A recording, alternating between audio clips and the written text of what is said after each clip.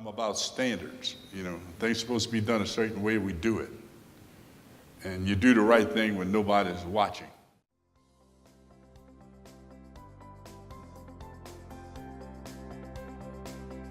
I'm going to talk to you about leadership.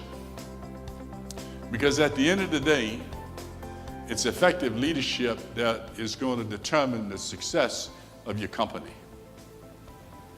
with your new brand as an association. At the end of the day, it's leadership that's going to make a difference. General Washington had 3 leadership habits I'd like for you to take with you. I learned them in the Louisiana public school system. Teacher told me when I was going off to college, he said, you know, boy, you're not the sharpest knife in the basket. So I'm going to arm you with something. Number 1, she said, learn to do the routine things well. Now, as a leader, that is significant. But how powerful that is for your people. Hey, Johnny, read the damn address. Look up the damn directions before you take off, fool. The second lesson she told me, she said, son, don't be afraid to take on the impossible. And when I landed in that helicopter over at the Superdome, at that point in time, I'd been in the Army 35 years, I'd been in Desert Storm, commanded troops all on 5 different continents. And it came to me, that lesson, she said, don't be afraid to take on the impossible. Get off the helicopter and go do what you got to do. It's empowering. Don't be afraid to take on the impossible. General Washington wasn't afraid to take on the impossible.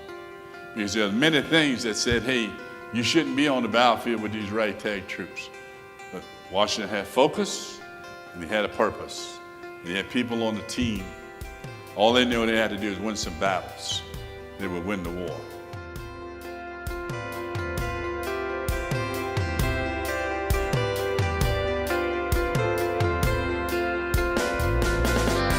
The third lesson, she said, is, son, don't be afraid to act even if you're being criticized.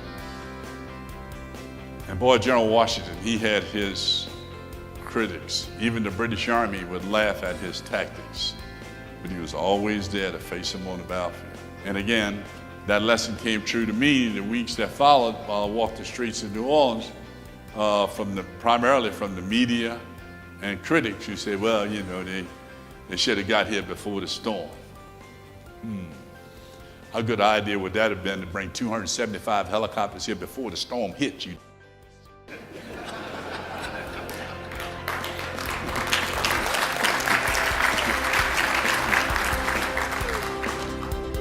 I understand that there's a lot of talking after disaster, but what solves problems after disaster is not talk, it's logistics.